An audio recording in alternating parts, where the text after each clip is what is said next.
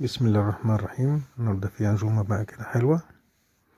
ده بسلة بشرايح لحم الأستيك، حطيناها في فويل عشان عملية التقديم. شرايح اللحمة جميلة جدا. مفيش، خلي بالك في الطبق ده مفيش مسبكات، مفيش دهون كتيرة. دي شرايح اللحمة جميلة. هما طالبين شرايح لحمة، مش طالبين مكعبات لحمة، لأ طالبينها شرايح رفيعة. دي فراخ لسه هتدخل الفرن، ودي صينية البسلة، وده بقى صينية بطاطس برضه بشرايح اللحمة الأستيك. شرايح لحمة رفيعة جميلة، خفيفة. الصينية دي جامد، برضه ما سبكناش الصلصة بتاعتها، لأ.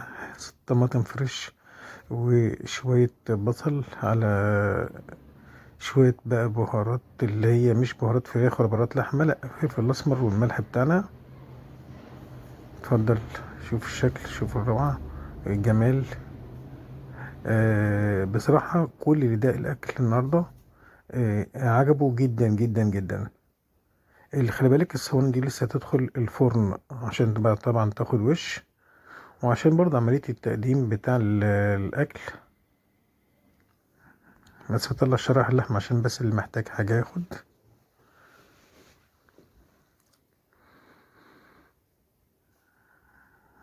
جميلة ولذيذة وخفيفة بصراحة، متتعبش في أكلها.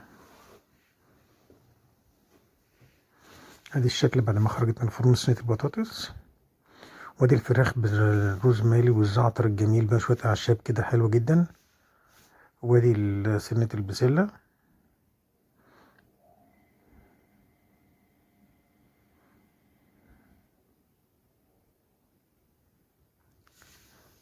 اللهم صل وسلم وبارك على سيدنا محمد. حاجة كان النهاردة كانت روعة.